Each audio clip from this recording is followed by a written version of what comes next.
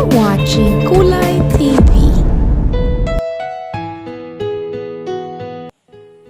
Paulit-ulit na bumuntong hiningang matandang mayamang si Duke. Matanda na siya at wala na siyang ibang nais kundi ang lumagay na sa tahimik. Wala naman siyang anak para ituon ng pansin at hindi na rin siya mayaman tulad noon. Ngunit ang alam ng nakakarami ay mayaman pa rin ang matanda dahil lihim lamang ang kanyang pagbagsak. Kaya minsan naisip ng doon ang magpatiwakal na lamang dahil para sa kanya wala nang silbi ang kanyang buhay. Ninong, magpahinga na ho kayo. Huwag niyo na pong gawin muli yung pagpapakamatay ha. Aatakihin kami ni Yaya sa puso sa iyo eh. Wika bigla ng dalagang si Mika. Napangiti na lamang matanda nang biglang lumitaw ang magandang dalaga sa kanyang harapan. Anak to ng kanyang kaibigan na matagal nang naninirahan sa kanya. Ano kaya ang mangyayari sa akin kung uuwi ka na sa inyo, Iha? Siguradong mas lalong lulungkot ang buhay ko. Mabuti na lang at hanggang ngayon, nandito pa ang yaya ko. Hindi ako iniiwan kahit pa maliit na lang ang sahod niya. Kasi nga po, mahal ka po namin ng yaya. Kahit hindi na kayo ang mayamang Duke na tinitingala ng lahat, ay hindi ka pa rin namin iiwan. At naiintindihan niyo ng mga magulang ko. Dahil mahal ka rin nila. Siguro karma ko na to, Iha. Malungkot na wika ng matanda. Naging interesado si Mika sa pakikinig sa ninong niya.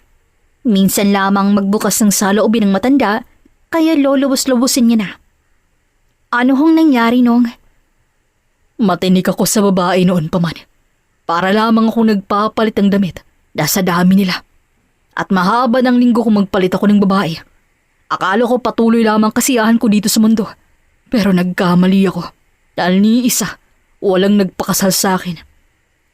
Sa takot na iiwan ko sila tulad ng iba. Kaya naman, hindi ko na namalayang tumanda na pala ako. Nalugi dahil sa sugal at nalumpo dahil sa katandaan. Baka naman ninong may nabuntis ka kahit isa sa kanila. Hindi siguradong tanong ni Mika sa matanda. Tumawa naman ang mahinang matanda at tumingin sa malayo. Sa dami nila walang lumapit sa akin ni isa. Pwera na lang sa pangalawang naging babae ko, si Laila. Nangunot ang noon ng dalaga. Parang narinig niya ng pangalang yun. Iniisip niya kung saan pero hindi talaga matandaan ni Mika. Sino si Laila, ninong? Dati naming katulong dito. Dalaga siya ng mapadpad dito sa mansyon ng mama. Makinis, maputit maganda. Kaso walang pinag-aralan. Kaya nahantong sa pagiging katulong namin. Aha! Naalala ko na. Kausap po siya ni Yaya ng isang araw. Sigaw ng isipan ni Mika. May nangyari sa amin, Iya. At alam kong ako ang una. Dahil berhin ang aming katulong nang makuha ko siya. She's naive. Na para bang hindi niya maramdaman kung gaano niya ako pinananabik sa tuwing naglilinis siya. Suot ang mekling saya na uniform niya noon. Ang mamang may gusto na gano'n ng uniform ng mga katulong. Pero tanging kay Laila lamang bumagi ang damit. Dahil na rin sa ganda ng kurban ng katawan nito. Ngingiti-ngiti pa ang doon habang nakatanaw sa malayo. Bakit hindi ho kayo nagkatuluyan, ninong? You look in love at walang babaeng ibibigay ang sarili sa taong hindi nito mahal. Nalungkot bigla ang doon at bumuntong hininga ng malalim. Akala ko noon, piniperahan niya lamang ako. Alam mo na, katulong at naghahangad lamang ng mayamang lalaki para umahon sa hirap. Kaya wala akong ibang ginawa kundi ang paglaruan ng puso't katawan ng babaeng yun. Natigas si Mika sa paghinga. Tila alam ng dalaga kung anong nangyayari. Ngunit tahimik pa rin siya dahil alam niya may sasabihin pa ang kanyang ninong. Nung sinabi niya sa aking buntis siya, hindi ako naniwala. Ilang beses ko lang naman kami nagtalik dahil naawa ko sa kanya nung may nangyari sa amin. Sobra kasi siyang nasaktan tuwing may nangyayari sa amin at hindi ko kayang makita siyang nasasaktan. Kaya binaling ko sa ibang babae ang atensyon ko. Tapos anong ginawa niya? Sinabi niya pa rin sa akin ng totoo at ako nga raw ang ama ng batang kanyang dinadala. Hindi ako naniwala at sinabi ko sa kanyang salitang tiyak kong masasaktan siya. Para layuan niya ako. Pinalayas ko siya at sinabing huwag nang magpakita sa akin. Napasinghap naman si Mika sa nalaman. Hindi niya lubos maisip na may nasaktan palang babae ang kanyang ninong. Paano ho kung totoong sinabi ni Ma'am Laila, Ninong, na may anak ho kayo sa kanya? Di natutuwa sana ako kung ngayon ko to nalalaman. Pero alam kong hindi nila ako matanggap kung sakali man. Sinaktan ko ang loob niya eh. Noon pa may pagtingin na ako sa katulong namin. Pero hindi ko lubos maisip noon. Ang maitali sa isang babae. Lalo pat nag-e-enjoy ako sa pagiging binata noon. Patuloy na lumago ang negosyo ko at hindi na ako nang hihingi ng pera sa mga magulang ko. I can spoil my women kung pera ang pag-uusapan. Pero hindi ang puso, Mika. Ayokong magpatali. Malungkot na tinanaw ng dalagang kalangitan. Naisip niya kung totoong may anak ang kanyang ninong, tiyak niyang naghihirap ang mga yun ngayon. Ang sabi niyo ho, dalagang katulong si Ma'am Laila noon. Ibig sabihin wala na po siyang mga magulang? Ang sabi niya sa interview wala na at ulila na siya. Di, naghihirap para sila ngayon, Ninong, kung totoong buntis siya noon. Ilang taon na ba ang nakalipas? Hindi mapigilan ng dalagang makadama ng inis at konting galit sa matanda. 24 years? 25? 26? Hindi ko na matandaan, Iha. Kung saan man sila ngayon, sana'y nasa mabuti silang kalagayan. Dahil kung hindi nagsisinungaling si Laila, ay tiyak na nahihirapan siyang buhayin ng bata. Paano kung hanapin natin si Laila, Ninong, upang malaman natin kung totoo bang may anak kayo at buntis siyang umalis dito? Baka nag-asawa na yun, Iha. Sa ganda ni Laila, nakakateka kung mag-aasawa yun. Pwedeng mayaman, pwede rin mang dukha. Ang anak ninyong importante, Nong. Tsaka baka lalaking anak ninyo, di may gagabay tutulong sa inyo kapag nagkataon. Tumawa naman ang mahinang matanda. Kung sakaling lalaking anak ko, sa iyo ko siya ipapakasal. Dahil bukod sa kilala na kita, ay alam kong mabuti kang bata. Ninong naman, kung totoong 24 o 25 years nang nakalipas, tiyak pong may asawa na yon. Ayoko hong maging kabit. Biro ni Mika na kinatawa ng matanda. Sana nga totoo ang pinagsasabi natin ngayon, Iha. Nasa ganun silang ayos nang madatnan sila ng matagal ang katulong ng matandang doon. May katandaan na rin ang babae ngunit wala sa isipan nito ang pagre-retero. Naaawa kasi ito sa Don. Don Duke, maari ko ba kayong makausap? Puno ng pag-aalinlangan ng matanda. Bakit, Yaya Ining? May nangyari ba? Hindi ko na kasi kayang itagong nalaman ko doon. Nagsimula ng umiyak ang babae na kinagulit ng dalawa, lalo na si Mika. Yaya, tahan na. Ano hong nangyari? Kinakabang wika ng dalagang si Mika. Kilala niya ang matanda. Kapag nasa ganun ang ayos nito, ay tiyak may malaki tong problema na kailangang ayusin. Don, tumawag sa akin si Laila. Naalala niyo pa ang dati niyong katulong doon? Biglang bumilis ang tibok ng puso ni Don Duke at dalagang si Mika. Napag-usapan lamang nila to at ngayon pa nga, ay parang may aaminin ng matandang katulong sa kanila. Napag-usapan namin siya ngayon lang ng batang si Mika. Bakit, Ning? Wala na ba siya? Tanong pa ni Mika. Iiling-iling naman ng pobreng katulong, ngunit nanatili pa rin nakayuko. Hindi. Tumawag siya sa akin upang ipaalam na malapit ng karawan ng anak niya, si Edman. Si Edman ay anak niyong dalawa ni Laila, Dunduk. Bumagsak ang mga luha ng matanda. Napahagulhol na lang to sa narinig. Hindi nito lubos maisip na totoong sinabi ng kanyang katulong noong si Laila na may anak siya rito at nagbunga ang kanilang pagsasama. Nasaan sila, Ning? Pwede mo ba akong samahan sa kanila? Hihingi ako ng tawad kay Laila. At sa anak ko. Awang-awa si Mika sa sitwasyon ng kanyang ninong. Hindi ganun ang ninong niya. Sana itong tinitingala ng lahat kahit ang totoo, pobre na to. Malapit ang birthday ng anak ninyo doon. Pangako, sasabihin ko kay Lala na alam niyo na at pupunta tayo. Sasamahan ka namin ng batang si Mika para hindi ka matakot. Tama ang yaya, Ninong. Sasamahan ka namin sa labang to.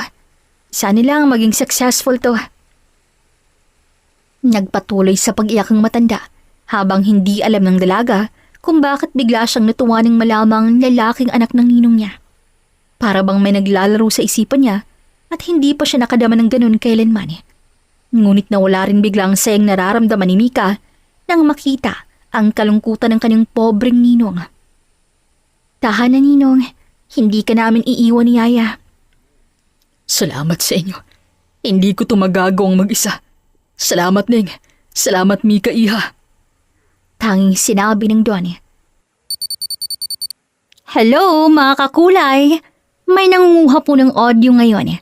Just to remind you, you're listening dito sa Kulay TV channel. Sa kabilang panig naman ay naroon ang anak ng Don na si Edman. Magulo pero masaya ang buhay ng binatang si Edman sa lugar ng Tondo. Sikat si Edman sa lugar kahit pa isa siyang mahirap. Sa tagal niyang kagwapuhan at diskarte sa buhay, kahit bata pa lang, ay marami nang humahanga sa kanya. 25 anyos na si Edman sa paparating na araw at nagtatrabaho pa rin siya bilang portman sa kanyang lugar. Nakapagtapos naman siya ng kolehiyo, ngunit hindi ganun kalaki ang kanyang sahod. Ngunit pinagkakasya pa rin niya to sa kanilang dalawa ng kanyang ina. Mahirap man ang buhay ng mag-ina, gumagawa naman ng paraan si Edman upang maiahon sa hirap ang kanyang magulang. Isang araw, liga-ligang ginang sa loob ng munting bahay nito. Tumawag sa kanyang kaibigan at alam niya ng anumang sandali ay magkikitan silang muli ng lalaking tanging nilalaman ng kanyang puso. Si Duke. Ngunit hindi maiwasan ng ginang na hindi kabahan, lalo na't ilang dekada na rin mula nang huli silang magharap ng Don. Tama. Siyang may kasalanan, Laila. Kaya huwag kang kabahan. Dapat makita ng Don na hindi siya kawalan dahil maayos mong napalaking anak mo. Wika ng ginang sa harap ng salamin. Bumuntong hininga munang may katandaang babae sa kapinustura ang sarili. Kaarawan ng kanyang anak ang araw na yon, kaya alam niyang yun na ang tamang oras para magkitang mag-ama. Kahit pagalit siya sa lalaking kumuha sa kanyang pagkababae at pinalay sila ng anak niya, ay hindi niya maiwasang hindi ma-excite dito. Tinupad ng gina ang sinabi ng Don noon na huwag nang magpakita kailanman. Pero naniniwala pa rin si Laila na may araw rin na magkikitang mag-ama. At ngayon, ang araw na yun. Ano kayang itsura ng Don na minahal ko hanggang ngayon? Sa isip ni Laila. Pero agad din itong binura sa isipan at nanatiling seryoso at kalmado. Ayaw niyang maisip ng lalaki na wala siyang mabuting itinuro sa anak. Walang kaalam-alam ang kanyang anak sa kanyang plano. Hindi pa man tapos sa pagligo si Edman ay lumabas na ang ginang ng kanyang bahay at nakita niya na lang na dahan-dahang lumabas ang dating amo sa sasakyan nito at akay ito ng dating kaibigan niya at katulong ng Don. Nakita rin ng ginang na may kasama tong magandang babae. Ang alam ng ginang ay walang anak ang Don, kaya kampante siyang hindi to kadugo man lamang ng lalaki. Thank you, Laila. Hindi ko alam kung anong sasabihin ko sa iyo ngayon. Nakayukong wika ng Don. Napasingap naman ang tatlong babae sa ginawa ng Don. Buong pagtataka na tiningnan ni Laila ang dating amo. Gwapo at macho pa rin to kahit na may katandaan na. Ito lamang lalaking tanging iniibig ni Laila sa buong buhay niya. Naiiyak na si Laila kaya pinapasok na rin niyang panauhin sa loob ng kanilang maliit na bahay. Hintayin niyo lang saglit ang anak ko. Naliligo pa siya. Malamig pang wika ng ginang. Walang imik ang dalawang babaeng kasama ng Don. Kahit pang mayaman noong Don ay nakaramdam ng kalungkutan nang makita ang buong lugar. Diyos ko, ang ganda ng buhay ko sa labas. Tapos makita ko ngayon ganito pala kahirap sa lugar na to. What have we done? Samantalang si Edman naman sa loob ng banyo ay agad nakaramdam ng galit. Narinig niyang usapan ng mga tao sa labas at hindi na siya bata para hindi makuhang nangyayari. Malakas ang kutob ni Edman na ang panauhin nila sa labas ay ang kanyang ama na kailan may hindi pa niya nakikita. Nais niyang sumbatan ng matanda, ngunit nanatiling kalmado ang binata sa loob ng masikip na banyo. Ilang sandali pa ay nagdesisyon ng lalaking lumabas na ng banyo at hindi nga siya nagkamali dahil naroon sa sala ng bahay ang panauhin. Unang napansin ni Edman ang matandang lalaking kamukhang kamukha niya. Magandang araw ho. Magalang na wika ni Edman sa ama at humalik sa pisngi nito na para bang matagal nang magkakilala. Pasensya na ho kayo kung gantong ayos niyo ako naabutan. Wala po kasi akong alam na dadalaw kayo. Papa. Wika pa ni Edman na mas lalong nagpaiyak sa matanda. Oh, anak ko. Tanging nasabi ng Don at humagulhol na sa iyak. Agad dumalo ang babaeng kasama ng matanda. Napansin ng binata na mukhang magkasing edad lamang silang dalawa at pakiramdam niya ay kalaguyo to ng kanyang ama. Agad niya ikuyom ng lalaking kanyang kamao. Kung ganun, ay bata pa lang nais ng lalaking to. Sa isip-isip niya. Magbibihiso muna ako, Papa. Mag-usap po tayo pagkatapos. Wika ni Edman pero nakatingin sa babaeng panay hagod sa likod ng matanda. Suplado pala ng anak niyo, Ninong. Ismid pang wika ni Mika. Nasa kusina ang nanay ng binata, Nika. Baka marinig ka. Sabat naman ang katulong. Habang naghihintay sila kay Edman ay hindi maiwasan ni Mikang hindi puriin ang anak ng ninong niya. Gwapo rin to at sobrang magkamukha sa ninong niya. Maganda rin ang katawan ng lalaki at maputi na parabang isang anak mayaman. Biglang napangiti ang babae. Hindi nakadugo ang ninong kaya naisip niyang pwede silang dalawa ni Edman. Napailing naman si Mika sa naisip dahil hindi siya ganong klaseng babae. Sa katunayan, wala pa nga siyang nobyo sa edad na 23 dahil wala pa siyang natitipuhan sa mga lalaking nanliligaw sa kanya. Naisip nga ng Don na tibo ang batang kanyang inampon. Ngunit sabi ni Mika ay hindi pa lang talaga tumitibo ang kanyang puso sa kahit sinong lalaki. Pero kakaibang nararamdaman ng dalaga pagkakita sa anak ng kanyang ninong. Topless to at tanging tuwalya lamang gamit pang ibaba kaya naman kitang-kita niya ang maganda nitong katawan. Kasong suplado, akala niya naman gwapo. Sa isip ni Mika. Pero gwapo naman talaga siya. Ay, nasabi mo na yun kanina Sa isip muli ng dalaga. Napasingap na lang siya at naupo ng tuwid nang lumabas ang lalaki. Sobrang gwapo nito sa suot na t-shirt at kupas na maong. Sirang sapatos ang suot nito at hindi man lamang nakabawas puntos ang sirang sapatos para hindi siya maging gwapo sa paningin ng mga bisita. Pagpaumanhin niyo po ngunit gusto ko makausap ang aking ama ng pribado. Kalmado ngunit may diinguwi ka ni Edman. Namula naman sa galit si Mika dahil arugante rin pala to. Pamilya na kami ng ninong, kaya pwede kaming makinig sa kung ano man ang pag-uusapan ninyo. Hindi mapigilang wika ng dalaga. Bigla namang nagbagong anyo ni Edman. Naging kalmado ang kaninang galit na binata na barabang nabunutan to ng tinik. So, you're not Dad's mistress or wife? Paninigurado pa ni Edman. Napatawa naman ang mahinang matandang katulong at bigla ring sumeryoso nang makitang hindi natatawa ang dalaga. What the? Are you thinking I'm Ninong's other lady, huh? My gosh! You're impossible! Sumabat naman ang matandang doon kaya tumahimik ang dalawa. Mika, sa kotse lang muna kayo ni Yaya. Okay lang ako dito. Alam kong mababait ang mag-ina ko, kaya hindi nila ako sasaktan kahit pa nakikita ko ang galit sa kanilang mga mukha. Fine, Ninong. Sorry po. Hintayin ko po namin si labas. Sagot na lamang ni Mika at pasimpleng tiningnan si Edman sa mata habang nakangiti na to sa kanya. Magalang ka naman pala. Bakit parang isa kang tigre kung makatingin sa akin? Bulong ng binata niya narinig naman ng dalaga. Ilang sandali pa nag-alboroto na sa galit si Mika nang makapasok sa sasakyan ng Don. The nerve! Ginakalit na kagad ako, Yaya. How can he do this to me? Tumawa naman ng mahina ang matandang babae. Ano bang nangyari sa'yo at bigla ka yatang nagbago? Hindi ba'y mahabang pasensya mo pagdating sa mga lalaki? Napabuntong hininga naman si Mika. Tama ang matanda.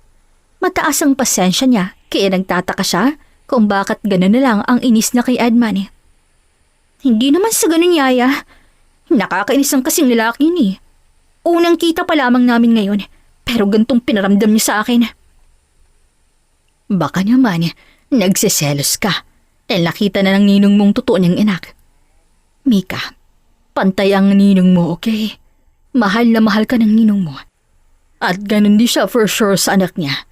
Pero intindihin mo na lamang ngayon dahil ilang taon nilang lumipas bago sila nagkita. Hindi naman po ako nagsiselos, Yaya. Sadyang takot lang ako kung ano ang kaya nilang gawin sa ninong. Nakikita ko sa mga mata ng lalaki yun ang galit sa papa niya. Hindi ko siya masisisi. Tinanggihan kasi ng ninong ang mama ni Edman. Kilala ko si Laila, anak. Mabait siyang babae. Kaya nga, napusuan rin ng doon. Kaso nga lang, puro kalokohan ng batang doon noon. Kaya hindi siya naniniwalang mabubuntis kaagad ng pobreng katulong. At ilang beses lamang silang nagtalik. Pero hayaan mo na natin, okay? Nakakatiyak naman akong marunong magpakumbaba ngayon ng doon. Yun ang nais kong paniwalaan, Yaya. Pero ayaw makisama ng utak ko eh. Kailangan ng mag-ina ang tulong, anak. Kailangan naman sila ng amo ko. Ang problema nila ay sila rin ang maglulutas. Tama po kayo. Kaso hindi pa alam ng mag-ina na laos na ang ninong ko. Nawala na siya kahit isang negosyo. At naisanla na rin ang bahay na kinalakhan ng ninong. Huwag kang mag-alala, Iha. Magiging maayos silang lahat. Pilit na nagpapakatatag ang matandang babae. Alam nito na totoong sinabi ng dalaga na hindi mayaman ang Donnie pero hindi pa rin niya iniiwan. Napasandal na lamang dalaga sa upuan kahit papano nawala ang inis at tensyon niya kanina pa na naramdaman. Samantalang sa loob naman ng bahay ay panayhingi ng tawag doon sa anak at kay Laila. I'm so sorry, son. Napaka-selfish ko talagang tao. Kahit kailan wala akong ginawa noon kundi ang magpakasaya sa yaman ko. Pati na sa yaman ng mga magulang ko. I never thought that I would hurt your mother, son. I'm so sorry. Napaiyak na rin ang ina ni Edman at tumabi sa matanda. Hindi ko pinalaking anak mo na magtanim ng galit sa'yo. Alam mong mabuti akong tao at yun na ang kaya kong ipamana sa kanya. Tumulo naman ang luha ni Edman. Mula bata pa siya, ay pilit niyang itinatanim sa isipan na isa siyang unwanted child. Na binuntisan lamang ang kaning ina at pinalayas na parang isang bagay. Ngunit masyadong mabait ang kaning ina at tanging mabubuti lamang ang tinuturing nito sa kanya. Napatingin si Edman sa kanyang ama at ina at parang may humaplos sa kanyang puso sa oras na yon. Salamat, Laila. Ang laki ng utang ko sa inyong mag-ina. Babawi ako, anak Edman. Dala mo ang pangalan ko at alam kong malayo ang mararating mo. Buong pusong hinawakan ng matanda ang kamay ni Edman na nakaupo lamang sa tabi nito. It's okay po. Ang importante nandito na kayo. Ang totoo, tumatanda na po ang mama ko at kailangan ko na makapagtrabaho upang maiahon sa hirap si mama. Oo, anak. Malaki ang bahay natin. Pwede tayo doon. At Laila, I want to make up our relationship. Kung mahal mo pa rin ako, sana mabigyan natin ng isang buong pamilyang Edman natin. Ibigay natin sa kanyang hindi natin ibigay dati. Nagampanan ko ng maayos ang pagiging ina at ama sa anak ko doon. Kaya hindi na kailangang magkabalikan pa tayo. Sapat na sa akin ang makitang anak ko na may narating sa buhay. Alam kong malayo ang mararating ni Edman kahit hindi niya dalhin ang pangalan mo. Pero magiging matagal yun. Sana tulungan mong anak mo para mapabilis ang paglipat niya. Mangyak-ngiyak ng umiti ang matandang doon at hinawakan ng mahigpit ang kamay ng mag-ina. Ibibigay ko lahat sa anak natin ang pagkukulang ko, Laila. At kasama ka ron. Kahit hindi mo na ako mahal ngayon, Laila. Sumama ka pa rin sa amin ni Edman sa bahay. Edman, anak, anong masasabi mo? Tama ang papa, ma. Masyado mang mabilis ang pangyayaring to. Ngunit ayoko namang matulog sa kutsyon at ikaw dito. Sama-sama ho tayong babangon, ma. Kahit gawin niyo na lamang to bilang regalo niyo sa akin ngayong araw. Wala nang nagawa ang ginang kundi mag-impake ng gamit nilang dalawa ni Edman. Ayaw niya ring maiwan sa tondo dahil namimiss niya lang kaning anak. Hindi nagtagal ay lumabas na sila ng barong-barong at tumungo na nga sa kotse. Sa huling pagkakataon ay tiningnan ng mag-ina ang kanilang bahay na kinalakhan nila. Hindi maiwasan ng binatang malungkot lalo pat doon siya pinanganak at lumaki. Pangako, kapag nakaipon ako, ipapaayos kita. Sa loob ng lalaki sa kasinarado ang pintuan ng kotse. Nagkatinginan mo sila ng babaeng napagkamalan niyang bagong asawa ng Don. Napahiya siya sa naisip kaya nakipagkilala na lamang siya rito. Ako si Edman. Pasensya ka na kanina ha. Mainit lamang talagang ulo ko. Hindi ko kasi alam na ngayon palang araw na magkikita kami ng ama ko eh. Hindi ako nakapaganda. Napangiti na rin si Mika na para bang hindi nakaramdam ng inis kanina sa binata. Ay Mika, ampun ako ng daddy mo. Ninong ko siya at nasa ibang bansa ang parents ko. Matagal na silang friends kaya okay lang sa mommy na kay ninong mo na ako titira. Tuluyan ang nawala ang galit at inis ng dalaga sa binata. Pwede naman pala silang maging magkaibigan kahit papangit ang kanilang unang tagpo nito.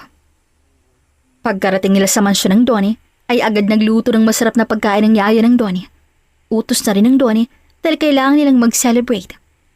Welcome home anak. Welcome home, Laila. Galak na wika ng Donnie. Inilibot ni Edban ang paningin at sobrang namangha siya sa ganda at laki ng bahay. Nalulungkot siyang maisip na nag-iisa lamang ang kanyang ama sa bahay na yun. Napangiti naman siya nang magtamang mata nilang dalawa ni Mika. Hindi naman pala nag-iisang ama na sa dalaga at katulong nito. Dito ako namasukan dati nak at ngayon lamang ako nakabalik muli sa bahay na to. Nakakamiss. Wika ni Ginang Laila nang makalapit sa binata. Hindi mo na to mamimiss Laila dahil dito na kayo titira. Sana lang magtagal kayo dito sa akin. At bakit mo naisip pa na hindi kami magtatagal dito? Puno ng kuryosidad na tanong ng binata. Naging mailap naman ang Don at iniba ang usapan. Ay, tayo na sa kwarto mo anak. Kwarto ko yun dati. Nang mawala ang lolo at lolo mo ako nang sumalo sa kwarto nila. At sa tabi naman ng kwarto mo, kay Laila. Pero pag-isipan mo pa rin ang nais ko. Hindi rin kita pipilitin ha. Sige, tara na ma. Wika na lang ni Edman dahil hindi na nakasagot ang nanay niya. Makikita naman niya dito na may pagtingin pa rin to sa papa niya. Napailing na lang si Edman sa naisip kung sakali may hindi niya pipigilan ng ina. Lalo pat sa buong buhay nito ay pag-aalaga at pagpapalaki lamang sa kanyang tanging ginawa ng ginang. Panahon na rin upang sumaya to. Nasa pagkainan ng lahat at masay silang nagsalo-salo. Hindi naman mapigilan ni Mikang hindi tignan ng anak ng kanyang ninong. Kahit sa tondo to nakatira, ay may class pa rin kung gumalaw ang binatang si Edman tulad ng ina nito. Pagkatapos nilang kumain, ay nagpahinga na ang Don at nangakong bukas na bukas ay ipapasyal niyang mag-ina. Agad namang dumiretso si Mika sa veranda ng bahay na tumawag ang parents niya at kinumusta lamang siya. Nandito ang anak ni Ninong Mommy. Sa wakas magkasama na rin sila. Matagal na pong kailangan ni Ninong ng kalinga, Mom. At ngayon nga, nalaman namin may anak pala siya sa dati niyang kasambahay. That's good to hear, anak. Ibig sabihin, hindi na magpapaktiwakal ang pobreng kaibigan ng daddy mo. Agad nagpaalam ang dalaga matapos silang mag-usap ng ina sa kabilang linya. Napabuntong hininga na lamang si Mika dahil totoo ang sinabi ng kaning mommy. Muntik na nga magpakamatay ang matandang Don dahil sa depression. Ang buong akala kasi ng matanda ay wala na siyang kuwenta sa mundo. Wala na siyang negosyo, ngunit meron pa ramang pension na nakukuha ang Don sa bangko. Tahimik na nagmamasid si Mika sa labas nang biglang may tumabi sa kanya. Bakit ka nag-iisa rito? Untag ni Edman sa dalaga. Napakislot naman ng dalaga at binigyan ng matalim na tingin ng lalaki. Huwag ka nga manggulat dyan. Oops, okay. Sorry. Ang lalim kasi ng iniisip mo Bakit ka pala nag-iisa rito? Madalas ako dito kahit noon pa man. Dito kami nag-usap ng parents ko tuwing tumatawag sila. Matagal ka na ba rito sa papa ko? Oo naman College pa lang ako ay nandito na ako. Binibigyan lang ako ni mommy at daddy ng pera. Bakit hindi ka dun sa lugar ng mommy mo? Mas gusto ko dito. Tsaka ayokong iwan si Ninong at si Yaya. Napabuntong hinga naman ng malalim si Edman. Nasasaktan siyang maisip na mag-isa ang papa niya sa malaking bahay na to. Mabuti pa siya dahil may nanay Laila siyang kasama habang nag-aalaga sa kanya. Thank you. Thank you for taking care of my father, Mika. I can see his sadness nung makita ko siya. Pero alam kong malaking tiwala niya sa'yo. Yup, nasabi nga nun sa akin ninyong na kung may anak lamang siya, ay baka ako nalang ipapangasawa na rito. Mabait kasi ako at mapagmahal. Kaya siguro nakitaan niya ako ng potensyal. Talaga? Eh di, pwede tayong dalawa kahit mahirap ako? Bigla namang natigilan si Mika. Bigla na lamang bumilis ang tibok ng kanyang puso sa di malamang dahilan. Malapit lamang sila sa isa't isa at hindi alintanang lamig ng simoy ng hangin na dumapos sa kanilang mga balat. Napatingin ang dalaga sa mata ng binata at agad siyang napatigil dahil tila nangungusap ang mga mata nito sa kanya. Edman, pasok na siguro tayo sa loob. Medyo lumalamig na kasi ang simoy ng hangin eh. Ayoko. Dito na muna tayo. Kanina pa kita hinahanap eh. At ngayong nahanap na kita, hindi na ako papayag na mawala ka sa mga mata ko. Anong pinagsasabi mo dyan, Edman? Kanina lamang sa inyo ay matalimang titig mo sa akin. Tapos ngayon Dahil inaakala kong ikaw ang asawa o kinakasama ni Papa. At masaya akong malaman na mali pala ako.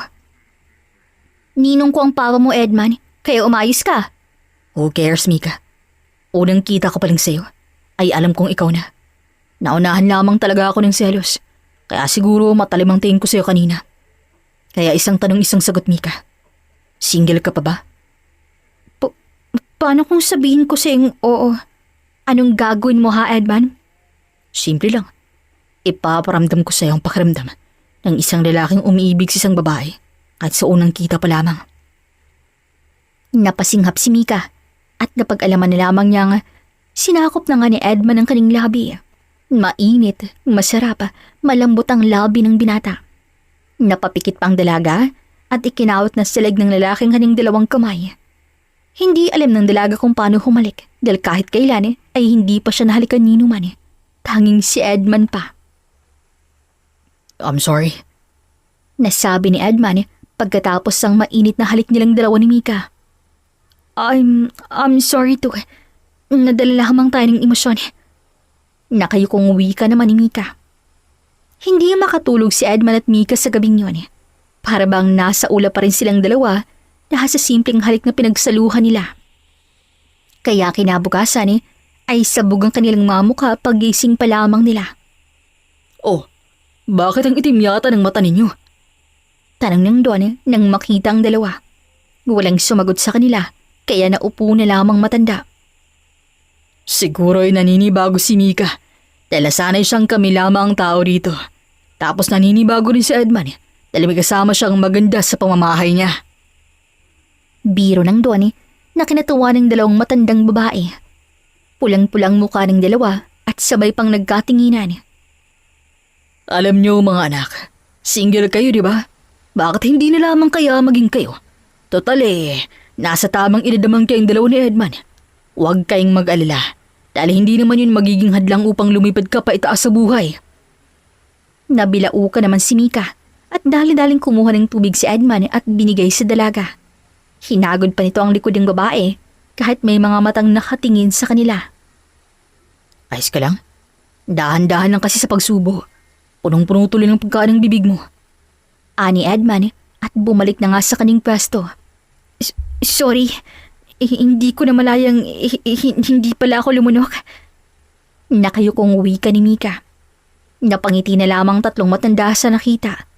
Alam ng tatlo na may gusto at may nararamdaman ng dalawa sa isa't isa. Matapos kumain, ay palihim na tumawag ang Don sa mga magulang ni Mika. Kumpare! Bungad ng Don sa kaibigang nasa kabilang linya. O kumpare, napatawag ka. May anak pala ako pare. Grabe, akala ko wala lang saysay ang buhay ko. Hindi pala nagsisinungaling si Laila nung sinabi niya sa akin may anak kaming dalawa noon. Kaya gusto ko sanang ipasya lang mag-ina ko. Kasama syempre ang anak mo. Sa beach resort niyo sana. Ano ka ba kumpare?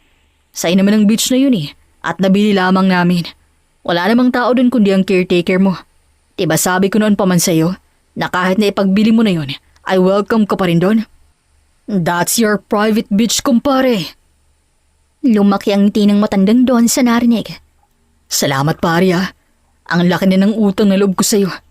Hindi ko pa kasi nasasabi sa anak ko na mahirap ng papa niya. Natatakot ako maiwan ng mag-ina ko. Naiintindihan kita pare. Kaso kailan mo sila bala kausapin? Hindi naman maaaring itago mo na lang yun ng tuluyan. Mas mainam kung malaman nila galing sa bibig mo mismo. Tiyak namang hindi sila magagalit. Tama ka kumpare. Salamat talaga ng marami ah. Tiyan mukhang type ng anak ko ang anak mo pare. Sa tingin mo ba'y bagay silang dalawa? Pare, alam mong nasa malayo kami ng kumari mo. Ngunit noon pa may malaki na ang tiwala namin sa'yo. Kaya kung ano man ang desisyon mo sa dalawang bata, ay ikaw nang bahala. Uuwi at uuwi rin naman kami soon. Maraming salamat kumpare. Hihintayin ko kayo ni Mari pag uwi niyo dito. Masayang binabaan ng Don ang tawag at napangiti pa sa kalangitan. Ngunit hindi nila alam ng matandang lalaki na hindi sinasadyang nakinig ang nanay ni Edman sa kanyang likuran. Tahimik na umalis ang ginang at umiiyak tong pumasok sa kwarto ng Don. Maya-maya pa'y nagulat ang Don nang makita ang ginang sa loob ng kanyang silid. Laila, may kailangan ka ba? Nakapag-isip ka na ba? Iniisip mo bang pera mo ang habol namin ng anak mo ha? Kaya hindi mo masabi-sabi sa amin ng totoo? Laila, oh, sorry Laila. Sagot na lamang ng matanda at umiyak na sa harap ng babae. Agad naman tong dinaluhan ng babae sa kaniyakap ng mahigpit. Isa na akong mahirap ngayon, Laila. Pasalamat na lang ako sa pension ko buwan-buwan. Nalulung ako sa sugal noon. Wala akong balak mag-asawa. Pera, ang kasiyahan ko. Hanggang sa nalaman ko na lamang na sold out na pala lahat ng argi-arian ko. Pati tong bahay, Laila. Pag-aari na to ng bangko. Halos lahat ng argi-arian ko ay nasa magulang ni Mika. Pero hindi nagbagong pakikitungo nila sa akin. Natatakot lamang akong aminin nung una sa inyong dalawa ni Edman. Dahil baka iiwan niyo ako sa huli. Lalo pat malaking pagkukulang ko sa inyong mag-ina. Wala kaming paki sa pera mo. Ang madala ni Edman ang apelido mo'y sapat na. Hindi namin nahangad ang kayamanan mo. Kaya sana sabihin mo kay Edman ang totoo. Maraming salamat, Laila. Hindi ka talaga nagbago. Ikaw pa rin ang Lailang nakilala ko dati. Ngunit huwag na muna nating ipaalam kay Edman ang totoo. Kaya ko pa namang ibigay lahat ng pagkukulang ko sa anak ko, Laila. Balong araw, masasabi ko rin sa kanya ang totoo. Walang nagawa ang ginang kundi respetuan ang desisyon ng Don. Tama rin naman to. Matagal itong pinangarap ni Edman at mali naman yatang sabihin kaagad dito na naghihirap ng matandang Don. Lumipas ang 1 linggo ay handa ng lahat at nakaplano rin ang Don kung saan ipapasya lang mag-ina. Sa beach tayo ngayong araw, Edman anak. Tapos sa rancho tayo bukas. At puntahan din natin ang magiging opisina mo. Teka, nakapagtapos ka ba ng kolehiyo? Sunod-sunod na tanong ng Don habang nasa pagkainan silang lahat. Chill pa. Marami pa po tayong araw na magkasama. Tapos, opo, nakapag-aral ho ako kahit kapos ang mama. Bale, working student ho ako sa university at libre po ang tuition. O sige anak, pangako babawi ang papa sa lahat ng pagkukulang ko sa inyong mama mo. Nasabi na lamang ng Don. Samantalang si Mika naman ay tahimik lamang habang kumakain. Awang-awa na si Mika sa pagpapanggap ng kanyang ninong. Kung pwede pa lamang nitong tulungan sa financial na pangangailangan, maibigay lamang lahat kay Edman ay gagawin niya. Kaso, wala pa siyang sariling pera at naghihintay lamang siyang bigyan ng kanyang ama. Pagdating nila sa beach kasama si Mika, ay walang mapagsidla ng tuwa ni Edman. Masaya siyang kasama ang babae at mga magulang niya. Nakita rin kasi ni Edman na unti-unti nang nagkakamabutihan ng kanyang ama't ina. Look at them. Mukha silang mga bata. Uwi ka ni Mika kay Edman na nakatingin sa dalawang matanda na naghahabulan sa dagat. Yes. Sana hindi naging unfair ang buhay, no? E di sana, matagal ko nang nakitang ganing kasayang mama. Malungkot namang uwi ka ni Edman. Agad namang hinawakan ni Mika ang kamay ng lalaki at pinisil to. Hey, don't be sad. Andito na ang papa mo. Hindi pa huli ang lahat. And besides, May maganda namang idinulot ng nangyari. Don't get me wrong ha. Kasing alam ko, matinik sa babae yung si Ninong dahil sa looks and power niya. And I'm sure, ganyan ka rin kung sakaling nasa poder ka ng papa mo. Ah, di ba? Hindi ka ganyan ngayon. Ngumiti naman ang binata, saka pinisilang pisngi ni Mika. Dumaing pa ang dalaga pero ngumiti din naman. Sinong may sabing hindi ako matinik sa chicks? Busy lang talaga ako sa paghahanap buhay kaya gano'n. Sabay silang nagtawanan at tinanaw ang kalangitan. Maya-maya pa'y masayang naglalaro at naligo ang buong pamilya sa lugar kung saan pag-aari noon ang duwan. Natapos ang araw na yon na sobrang saya ng lahat, lalo na si Edman. Unti-unti na rin nagkamabutihan ng mga magulang ni Edman, lalo na si Edman sa dalaga. Oh, why are you looking at me like that? Taas kilay, natanong ni Mika kay Edman kinabukasan habang nasa rancho sila sa araw na yon. Nothing. Ang ganda mo lang kasi. Wala sa loob, nasagot ni Edman. Namula naman ang pisngi ni Mika sa narinig. Feeling niya lalagnatin na siya sa sobrang hiya. Lumapit si Edman sa dalaga at hinawakan ng kamay nito. Saksi ang langit sa nararamdaman ko ngayon, Mika. Mahal kita. Siguro wala pa akong mapapatunayan sa sarili ko. Pero ayokong magsayang ng oras. Please, be my girlfriend. Buong pusong wika ni Edman sa harap ng dalaga. Pinagsasabi mo dyan, Edman? Nilalagnat ka ba? Bakit kung ano-ano na lamang lumalabas yun sa bibig mo? Hindi ako nagbibiro, Mika. Ang totoo wala akong pinagsisisihan nung unang halik nating dalaw sa veranda. At alam kong ikaw rin ang gusto ni Papa sa akin.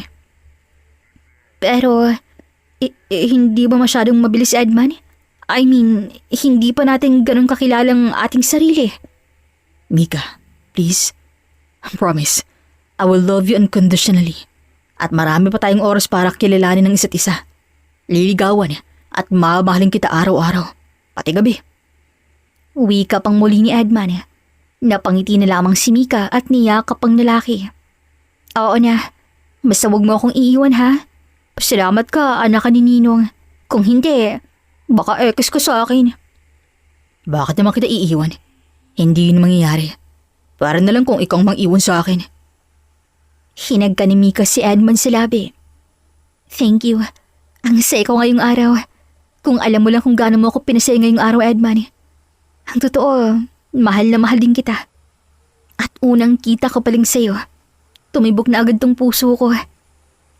Uwi ka ni Mika at mahigpit na niyakap ang lalaki. Talaga? Sinabi mo yan ha? Wala nang bawian. Oo na, wala nang bawian. Masayang nagyakapan ang dalawa, ngunit hindi nila alam ay masaya ring nakatanaw sa kanila ang dalawang matanda. They look perfect to each other. Tama ka. Ang problema ay baka hindi matanggap ng magulang ni Mika ang anak natin, lalo pat mayaman ang batang iyan. That won't happen. Mabait at malapit sa akin ang magulang ng batang yan. Sana nga. Huwag mo nang isipin ang kanyang bagay. Ang isipin natin kung paano sabihin sa anak natin na nagkamabutihan na tayong muli. Ha? Hoy, wala akong sinabi sa'yo ha? Namumula pa ang ginang sa hiya, ngunit agad namang napangiti ang labi nito. Oo na, Laila. Mula ngayon ay tayo na. Pakakasalan kita dahil mahal natin ang isa't isa. Abay ang yabang mo, mister ha? Bakit may sinasabi ba ako? Your eyes and heart say so. Kibit balikat ng matanda at niyapos ng halik ang ginang. Napapikit naman ang ginang sa kilig. Hindi niya lubos maisip na mahahagkan pa siyang muli ng lalaking dati pa niyang iniibig. Patiwarin sana tayo ng Panginoon at gumawa tayo ng kalaswaan kahit tayo matatanda na. Masaya ang Panginoon sa atin dahil matagal na natin itong pinangarap. Mahal kita, Laila. Patawad muli. Ani doon at hinagkan muli ang labi ng ina ng kanyang anak. Marami pang araw lumipas at nasa hasyenda naman ang doon sila na masyala. Pag-aari na yon ng pamilya ni Mika, ngunit nilihim pa rito ng lahat upang patuloy na isipin ng mga tao doon na ang doon pa rin ang may-ari at amo nila. May napapansin ka ba sa papa at mama mo, Edman? Bulong ni Mika sa lalaki. Oo, masayahin si Papa at ganun din si Mama. Tingin ko, may ugnayan ng dalawang yan. Ako rin. Feeling ko rin meron na. Well, mas mabuti rin naman yon. Kinabig ni Edman ang dalaga, saka to ninakawan ng halik sa pisngi. Bakit ba silang iniisip natin? Isipin na muna natin ang sarili natin. Kindat ni Edman, saka sinil muli ng halik ang dalaga. Walang mapagsigla ng tuwa si Edman nang sa wakas, inamin ng dalawang matanda na may namamagitan na nga sa kanila. Hindi ka galit, anak? Nahihiyang tanong ni Ginang Laila. Bakit mo naman natanong, ma? Iniisip niyo bang magagalit ako? Bakit ko naman hahadlangan ng kasiyahan mo, ma? Hindi ba't sinabi ko sa inyo na lahat ay gagawin ko mapasaya lamang kayo? At mabuti na rin yung buong pamilya ko. Masaya tayo. Masaya ka. At masaya ang papa. Masayang-masaya ang pamilya. Ngunit hindi alam ng Don na malaman din pala kaagad ng anak na si Edman ang lahat ng sikreto niya. Isang buwan ang lumipas. Nasa loob silang mansyon nang marinig ni Edman na nag-uusap ang kanyang mga magulang tungkol sa yaman nito. Nagulat si Edman sa kanyang diskubre at agad kinausap ang kanyang ama. Totoo ba, pa? Napag-aari na ng mga magulang ni Mika ang lahat ng mga yamang meron ka? Pati daw mga ari-arian mo sa pamilya niya? Anak ko. Tanging nasabi ng Don at napaupo na lamang sa hiya. Malungkot na tumalikod si Edman sa mga magulang. Tinawag pa siya ng kanyang ina, ngunit tuloy-tuloy lamang siya sa paglalakad. Saan ka pupunta, Edman? Tawag ni Mika at nagmamadaling hinawakan ng kamay ng binata. Sa malayo. Niloko ko ng papa. Anong tingin niyo sa akin hindi makaintindi? Bakit kailangan pa niyo itong ilihim sa akin? Intindihin mo na ang ninong Edman. Pinangunahan lamang siguro siya ng takot na baka iiwan niyo siya ng mama mo. Minsan na nag-iisa ang ninong ko, Edman. Huwag mo namang pairali lang galit yun sa puso mo. Siya din ang dahilan. Kaya siya nag-iisa. Hindi siya marunong tumingin sa taong nagmamahalang naman sa kanya. Noon yun. Hindi mo ba nakikita? Nagawa niyang maglihim dahil takot siya na baka mag-isang muli. At paano ko ngayon, ha? Galit na rin si Edman dahil hindi niya lubos maisip na konting panahon lang palang kaligayahang matatamasa nila ng kanyang ina. Alam kong kaya mong iahon sa kahirapan ng pamilya mo, Edman. May tiwala ako sa iyo. Matagal nagkatitigan ng dalawa hanggang sa kinakaba ng babae at hinawakan niya ang kamay ni Edman. Anong balak mo? Huwag mo sana akong iwan. Masasaktan ako. Takot ang bumalot sa isipan ni Mika sa oras na yun. Baka magdesisyon ng lalaking iwan sila ng Don. Makinig ka sa akin, Mika. Hindi tayo pwede. Langit at lupa ako. Sana maintindihan mo yun. No. You can't do this to me. Ngayon lamang ako umibig. Kaya wag mo sana akong saktan. Hindi ko kakayanin, Edman. Sa dinami-raming lalaki na ligaw sa akin, sa'yo lamang tumibok tong puso ko. Tama ka, Mika. Dapat siguro, iahon ko munang dalawa kong magulang bago magpakasaya. Wika ni Edman at iniwang luhaan ng babae. Umiiyak ang ginang matapos malaman nito ang desisyon ng kanyang anak. Dinamay naman ni Mika ng dalawang matanda. Nung una ay galit siya kay Edman, ngunit kalaunan naiintindihan niya ang desisyon nito. Intindihin na lang po natin siya, Mama Laila. Malaki po ang tiwala ko sa kanya na makakayang lahat ng to. Hindi ka nagtatampo sa kanya, anak? Hindi po, Ma. Desisyon niya pong masusunod. Nagpaparaya siya kaya dapat lang na igalang yun. Habang nasa kalagitnaan ng traffic si Edman, ay hindi niya mapigilang hindi malungkot sa nangyari. Mahal na mahal niya si Mika, pero wala siyang maibigay dito kapag pakakasalan niya to. Pero hindi yun magawa ni Edman dahil maghihirap naman ang kanyang mahal sa buhay. Maghahanap ako ng trabaho.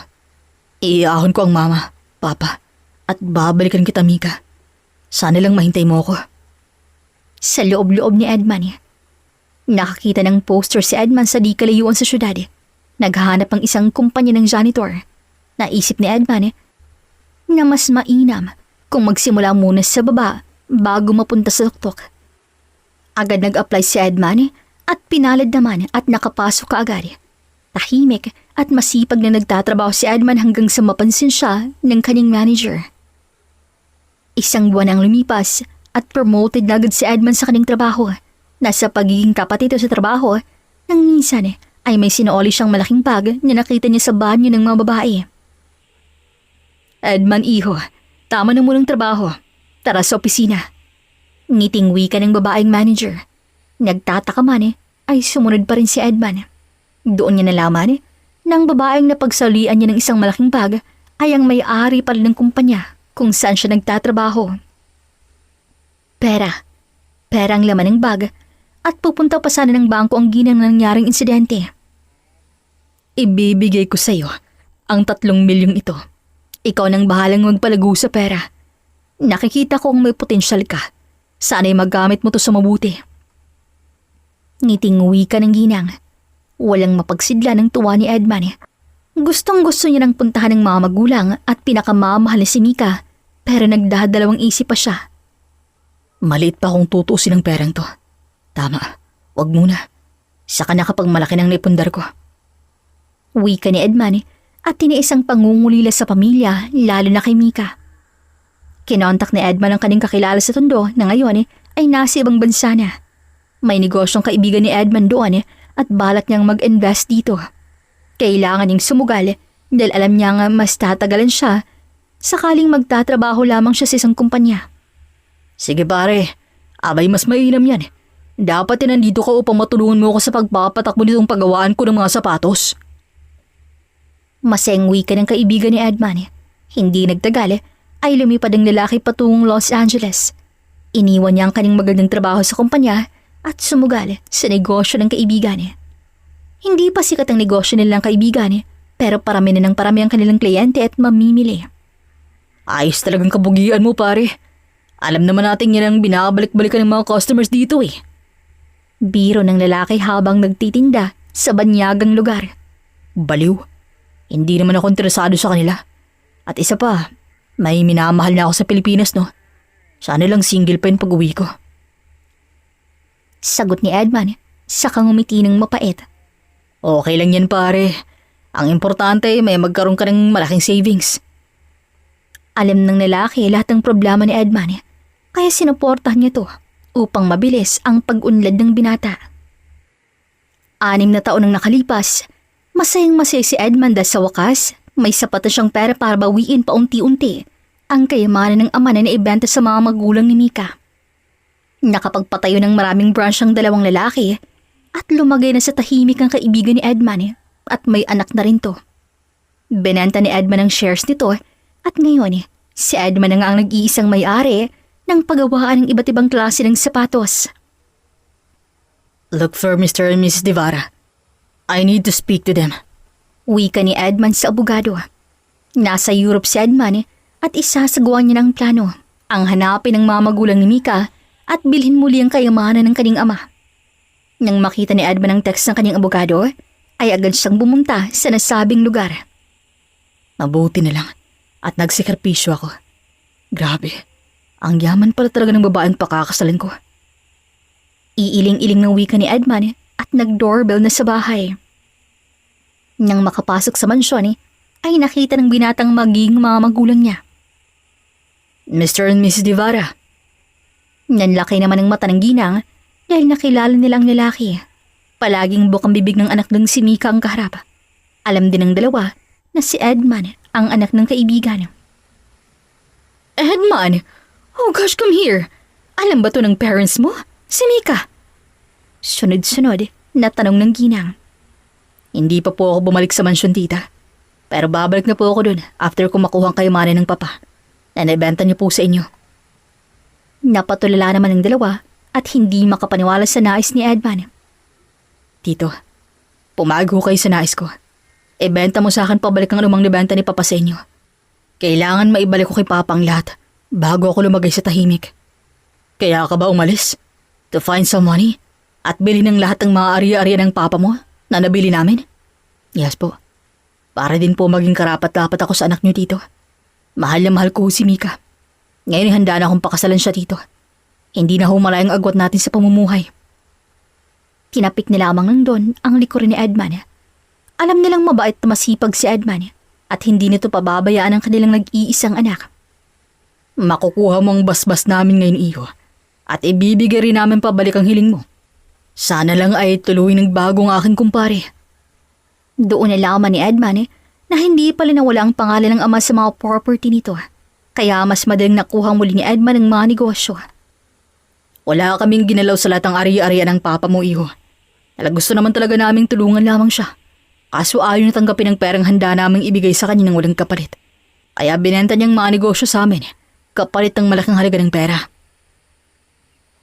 Hindi napigilan ni Edman ang yakapin ng dalawang matanda. Maraming salamat sa kabitan niyo sa papa ko, tito. Babayaran ko po ngayon lahat ng mga gamit na papa ko. At sasama kayo sa akin papunta sa bahay ng papa. Hindi ako tututo sa nais mo, Edman.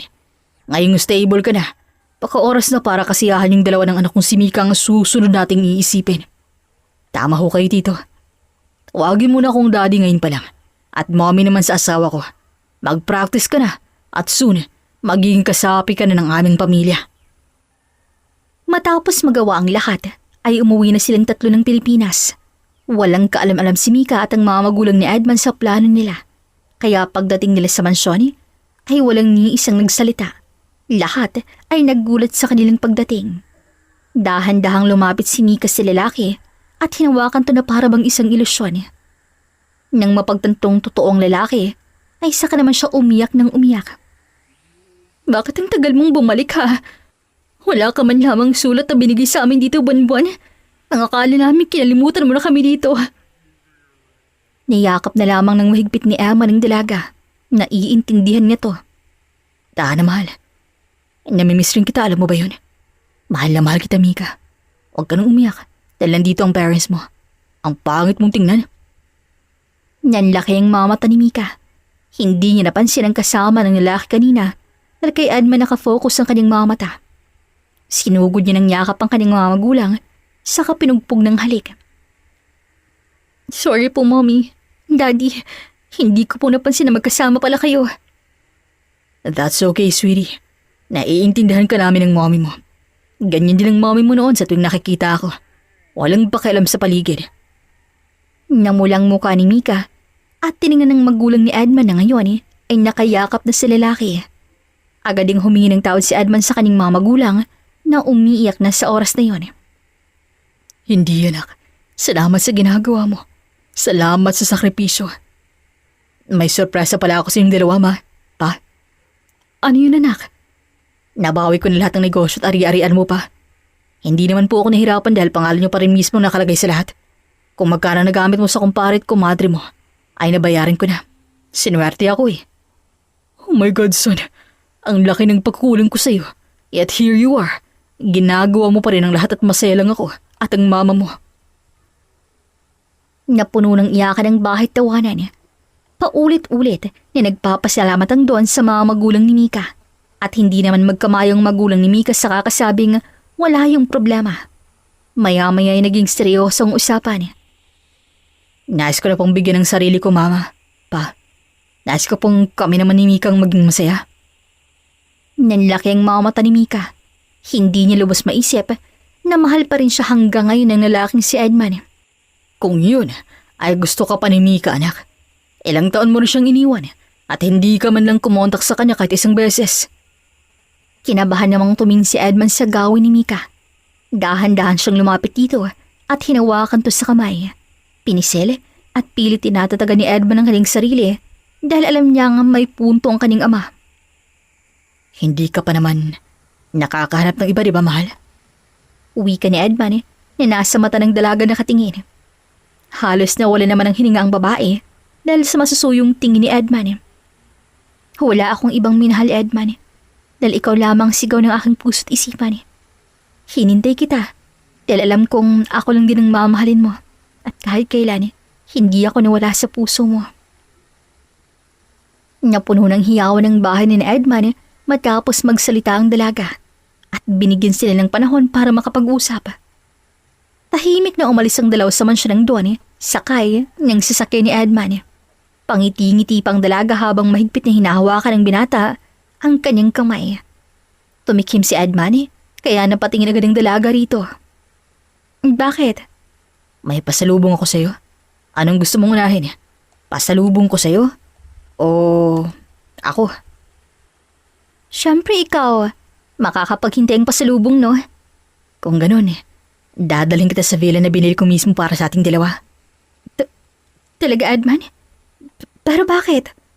Para may sariling hideout tayong dalawa. Kapag gusto nating masolo ang isa't isa. Agad na mulang pisngi ni Mika dahil ibang nasa isip niya. Alam ni Mika na nasa tamang edad na rin silang dalawa ni Edman kaya handa na siyang ibigay rito ang lahat ng meron siya kung kailan ito gusto. Makalipas ang ilang oras, narating na nga rin nilang lugar. Namangha pa ang dalaga sa ganda ng lugar, ngunit hindi pa man siya natapos sa pagmamasid sa paligid, ay bigla na lamang siyang napahiyaw dahil sa gulat.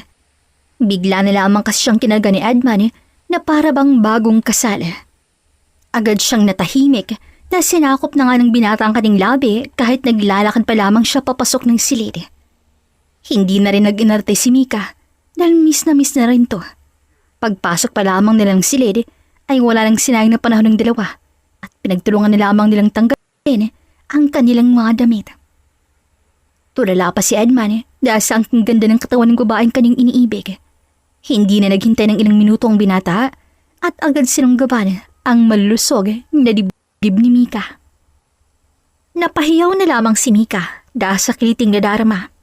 Maya-maya pa pababa na rin ng pababa ang bawat halik at haplos ni Edman sa katawan ng dalaga.